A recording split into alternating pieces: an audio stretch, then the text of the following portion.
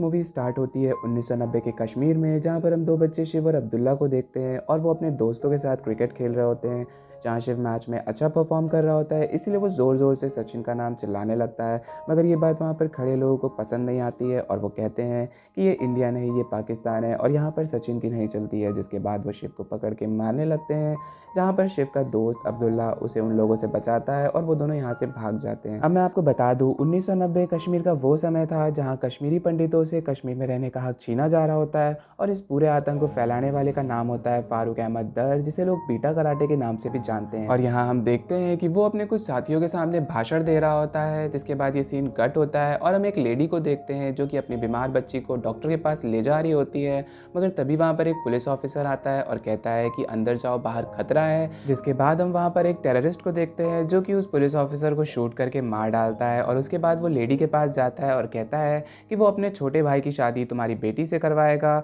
मगर ये बात सुन करके वो लेडी उसके ऊपर थूक देती है, जिससे टेररिस्ट को गुस्सा आ जाता है और वो उसे भी शूट करके मार देता है, जिसे देखकर उसकी बेटी डर जाती है और जोरों जोरों से चिल्लाने लगती है। जिसके बाद ये सीन कट होता है और हम पुष्कर नाम के पंडित को देखते हैं जो कि यहाँ बाहर आया होता है अपने पोते को ढूंढने, क्योंकि उसका पोता अभी तक घर नहीं पहुंचा होता है। जहाँ उसका पोता मिल जाता है और वो लोग यहाँ से जाने लगते हैं कि तभी वहाँ पर एक पुलिस जीप आती है जो कहती है कि चलिए हम आपको सेफली ले जाते हैं क्योंकि माहौल बहुत ज़्यादा खराब है। जिसके बाद वो उनके पीछे पीछे जाने लगते हैं, मगर जीप थोड़ी दूर जाकर के ब्लास्ट कर जाती है क्योंकि जो टेररिस्ट होते हैं उन्होंने उसमें ग्रेनेड डाल दिया होता है। और अब हम पुष्कर के घर का सीन देखते हैं जहाँ पर बीटा कराटे अपने कुछ साथियों के साथ घुस जाता है और वो शिव के फादर को ढूंढने लगता है। इसीलिए शिव के फादर एक ड्रम में छुप जाते हैं, मगर ये बात बीटा कराटे को पता चल जाती है और वो ड्रम पे फायरिंग करने लगता है, जिसके चलते शिव के फादर उसी ड्रम में मर जाते हैं। जो देख उसकी पत्नी यानी कि शिव की मदर बहुत ज़्यादा घबरा जाती है और तभी वहाँ पर पुष्कर भी अपने पोते को लेकर के लौट आता है, जहाँ पर बीटा कराटे को एक मौका मिल जाता है इन्हें टॉर्चर करने का और वो शिव की वाइफ से उसी के पति के खून से रंगे हुए चावल को खाने पे मजबूर कर देता है, जहाँ उसे ऐसा करना ही पड़ता है क्योंकि अगर वो ऐसा ना करती तो वो उसके बच्चे को नहीं छोड़ता। जिसके बाद सीन प्रेजेंट समय में आता है और हम ब्रह्मा दत्ता नाम के एक आदमी को देखते हैं जो कि कश्मीर में ही रह रहा होता है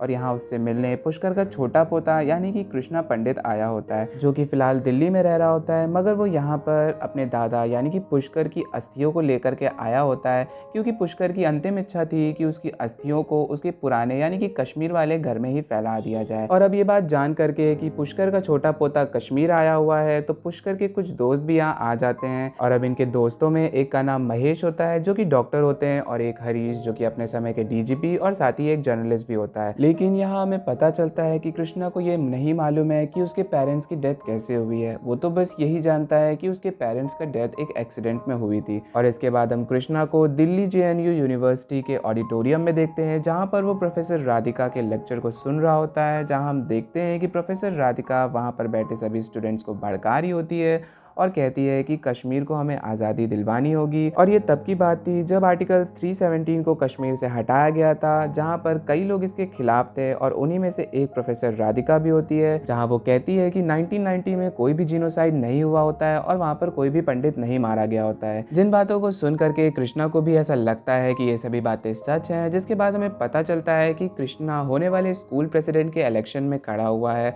और इसीलिए राधिका उसे मैनिपुलेट करके अपने साइड कर लेती है। जिसके बाद ये सीन शिफ्ट होता है और हम फिर से पास में पहुंच जाते हैं 1989 के समय में, जहां पर पुष्कर ब्रह्मदत्ता से मिलने आया होता है और वो कहता है कि कश्मीरी पंडितों को बहुत ज़्यादा खतरा है और उन्हें सिक्योरिटी की ज़रूरत है और ख़ासकर उसके बेटे को, क्योंकि बीटा कराटे ने उसके बेटे को इंडिया का मुखबिर करार दिया है यानी कि हिंदुस्तान का जासूस। अब क्योंकि ब्रह्मदत्ता एक IAS ऑफिसर होता है और पुष्कर का अच्छा दोस्त भी होता है, इसीलिए वो कहता है कि ठीक है वो इस बारे में कुछ ना कुछ ज़रूर करेगा। जिसके बाद हम देखते हैं कि ये दोनों गाड़ी से कहीं जा रहे होते हैं, जहाँ पुष्कर रास्ते में उतर करके सब्जियां खरीदने वाला लगता है, लेकिन सब्जी वाला जब उन्हें पैसे रिटर्न करता है तो वो पाकिस्तानी करेंसी लौटाता है, जिसे देख करके पुष्कर को अच्छा नहीं लगता है। मगर सब्जी वाला कहता है कि जिस देश में तुम रह रहे हो उसी देश की तो करेंसी तुम्हें मिलेगी ना। जिस बात को सुन करके ब्रह्मा को बहुत गुस्सा आ जाता है और वो उसे अरेस्ट करवा लेता है। और अब कश्मीरी पंडितों की सेफ्टी के लिए ब्रह्मा सीएम से मिलने जाता है, जहाँ सीएम उल्टा इसी के ऊपर दोष लगाता है और कहता है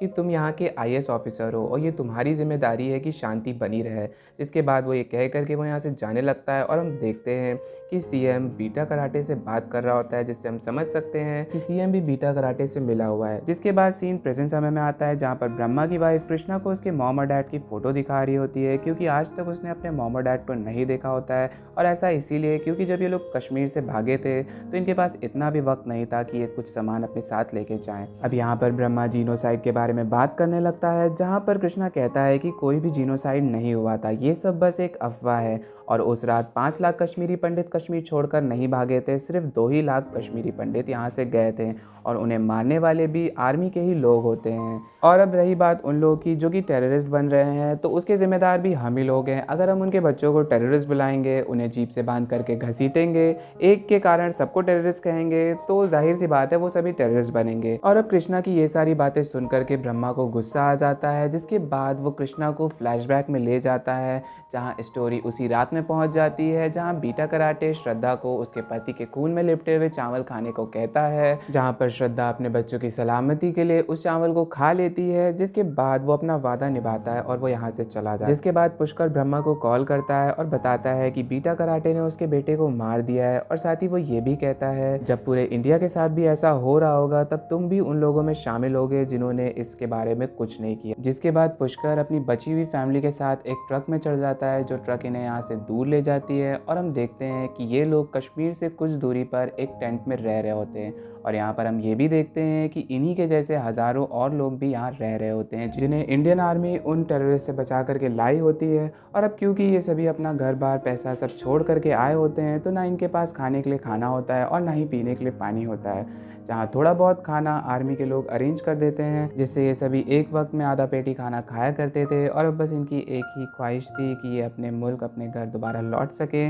जिसके बाद कुछ दिन उस टेंट में बिताने के चलते पुष्कर की आईसाइट वीक हो जाती है और उसे कुछ भी ठीक से नहीं दिखाई दे रहा होता है। और अब एक दिन उनसे ब्रह्मा मिलने आया होता है, जो कि IAS ऑफिसर से प्रमोट होकर के होम मिनिस्टर एडवाइजर बन चुका होता है, जहाँ उसके साथ होम मिनिस्टर भी आए होते हैं। जिसके बाद जो लोग कश्मीर से भाग करके आए होते हैं वो सभी अपनी अपनी प्रॉब्लम्स को बताने लगते हैं। और अब हम पुष्कर को देखते हैं, जो कि एक पोस्टर लेकर के सामने आता है और आर्टिकल 370 हटाने की मांग करता है, जिसे देख करके ब्रह्मा को बहुत बुरा फील हो रहा होता है, क्योंकि पुष्कर की आईसाइट वीक हो चुकी होती है। और वो उसके पास जाता है, जहाँ वो उसे नहीं पहचान पाता है, क्योंकि पुष्कर मेंटली भी बहुत ज़्यादा डिस्टर्ब हो चुका होता है। जिसके बाद ब्रह्मा उनकी फैमिली के पास जाता है और श्रद्धा से कहता है कि मैं तुम्हें पास में ही एक घर दिला सकता हूँ और साथ ही एक नौकरी भी दिला सकता हूँ, जिसे वो मान लेती है। जिसके बाद हम उन्हें उसी घर में रहता हुआ देखते हैं, मगर यहाँ पर भी हालात ठीक नहीं होते हैं। जिसके बाद ये सीन कट होता है और हम बीटा कराटे को देखते हैं, जो कि मीडिया तक भी पहुँच गया होता है। और वहाँ पर उसका एक इंटरव्यू भी होता है, जहाँ पर उससे पूछा जाता है कि उसने ऐसा क्यों किया, लोगों को क्यों मारा। जहाँ वो कहता है कि उसने बस 20-25 ही लोगों को मारा है, जो कि RSS के थे और वो खुद को फ्रीडम फाइटर बता रहे होते हैं। जिसे टीवी पर देखकर पुष्कर को बहुत बुरा लगता है और वो ये कहता है कि मैं इतने सालों से PM तक पहुंचने की कोशिश कर रहा हूं, मगर ये एक टेररिस्ट होकर के मीडिया तक पहुंच गया और कुछ दिन बाद ये PM तक भी पहुंच जाएगा। और अब धीरे धीरे पुष्कर अपने आखिरी समय में पहुंच जाता है, जहां पर वो एक हॉस्पिटल में एडमिट होता है और अपनी आखिरी सांसें गिन रहा होता है, जहाँ वो अपने पोते से कहता है कि उसकी अस्थियों को उसके पुराने घर यानी कश्मीर वाले ही घर में जा कर के फैला दे। इसके बाद ये सीन कट होता है और अब हम प्रेजेंट समय में आ जाते हैं, जहाँ पर ब्रह्मा ये सारी बातें कृष्णा को बता रहा होता है, जिसे सुन करके कृष्णा समझ जाता है कि प्रोफेसर राधिका उसे गलत चीज़ें बता रही होती है। यहाँ पर हमें ये भी पता चलता है कि प्रोफेसर राधिका ने कृष्णा से कहा था कि जब भी तुम कश्मीर जाना तो बीटा कराटे से ज़रूर मिलना। और अब नेक्स्ट सीन में पुष्कर के सारे दोस्त कृष्णा को पुष्कर के पुराने घर में ले जाते हैं, जहाँ हम देखते हैं कि उनके शिवजी के मंदिर में से शिवजी को हटा दिया गया है और वहाँ पर वही झंडा लगा होता है जो कि 30 साल पहले आतंकवादियों का झंडा होता था। और अब वो लोग उस झंडे को वहाँ से हटा देते हैं, जिसके बाद कृष्णा अपने दादाजी की यानी पुष्कर की अस्थियों को वहीं पर फैला देता है। जिसके बाद फाइनली पुष्कर की अंतिम इच्छा पूरी हो जाती है। जिसके बाद कृष्णा बीटा कराटे से मिलने के लिए निकल जाता है, जहाँ पर वो एक आदमी की हेल्प लेता है और वो आदमी कोई और नहीं उसके भाई यानी शिव का दोस्त होता है। और अब्दुल्ला उसे बताता है कि मैं और मेरा परिवार कभी भी कश्मीरी पंडितों के अगेंस्ट नहीं थे, बल्कि तुम्हारा बड़ा भाई यानी कि शिव मेरा बहुत अच्छा दोस्त था। और वो बताता है कि जब तुम्हारी फैमिली उस घर को छोड़ करके जा रही थी तब मेरे अब्बू ने उनकी काफ़ी ज़्यादा हेल्प करी थी। जिसके बाद कृष्णा बीटा कराटे तक पहुंच जाता है, जहां वो बीटा कराटे से मिलता है और यहाँ बीटा कराटे उसे भी यही बात बताता है कि उसने किसी को नहीं मारा और कश्मीरी पंडित तो खुद ही इस जगह को छोड़ करके जा रहे थे और जिन्हें मारने वाले कोई और नहीं आर्मी के लोग ही होते। वो यहाँ पर अपना कंपैरिजन भगत सिंह और महात्मा गांधी से भी करता है। अब ये सब बातें सुन करके कृष्णा को ऐसा लगता है कि बीटा कराटे सही कह रहा है। जिसके बाद वो घर जाकर के ब्रह्मा से इस बात पर झगड़ा भी कर लेता है। जिसके बाद ब्रह्मा अपना सच साबित करने के लिए उसके सामने सामने 3 फाइल्स रख देता है और जब कृष्णा उन फाइल्स को पढ़ता है तो उसके होश ही उड़ जाते हैं, क्योंकि उसमें उसकी माँ और उसके भाई की फ़ोटो होती है, जहाँ पढ़ने पर उसे पता चलता है कि उसे बीटा कराटे ने ही मारा होता है। और अब ये बात जान करके उसे बहुत ज़्यादा शौक लगता है। और अब ये सब जानने के बाद कृष्णा अपने कॉलेज वापस जाता है, जहाँ वो देखता है कि प्रोफेसर राधिका एक सॉन्ग गा रही होती है जो कि कश्मीर के ऊपर होता है, जिससे वो सभी स्टूडेंट्स को मिसलीड कर रही होती है कश्मीर के बारे में। और अब क्योंकि कृष्णा स्कूल का प्रेसिडेंट बनने वाला है, इसीलिए प्रोफेसर राधिका उसे स्पीच देने के लिए कहती है, जहाँ पर कृष्णा अपने हाथ में माइक ले लेता है। और अब वो वक्त आ जाता है जब इन सभी स्टूडेंट्स को सच्चाई के बारे में पता चलेगा, जहाँ पर कृष्णा माइक अपने हाथ में लेकर के बोलता है कि बहुत समय पहले एक ऋषि कश्मीर गए थे जिनका नाम ऋषि कश्यप था, और इन्होंने वहाँ पर रहकर काफ़ी समय तक तपस्या करी थी और ज्ञान अर्जित किया था। इसी के चलते इस स्टेट का नाम कश्मीर पड़ गया। और ऐसा ही करते करते बहुत सारे ऋषि मुनि और ज्ञानी लोग कश्मीर गए और उन्होंने वहाँ ज्ञान हासिल किया, और इसी तरह बहुत सारे पंडितों ने मिल करके कश्मीर को बनाया।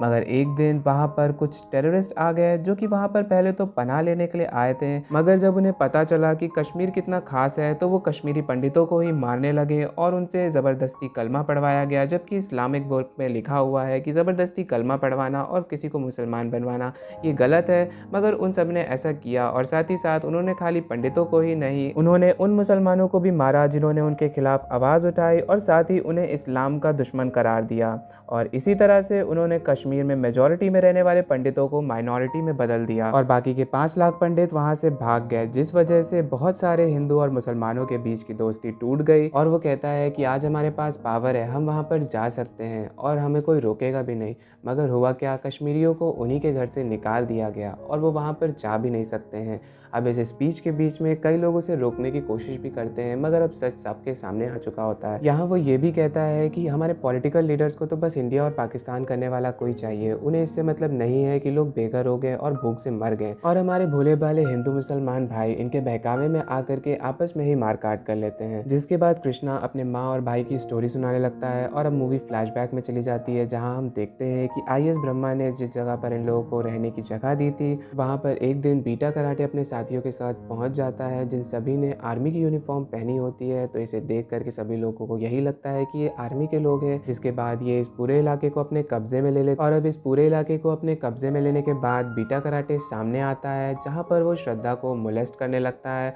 और अब इसके बाद वो सभी को एक एक करके मौत के घाट उतार देता है। जिसके बाद वो कृष्णा के बड़े भाई शिव को भी मार देता है, और मूवी यहीं पर ख़त्म हो जाती है। So hope you all enjoy the video, and if you did so please hit that like button, do comment, and for more video like this subscribe our channel.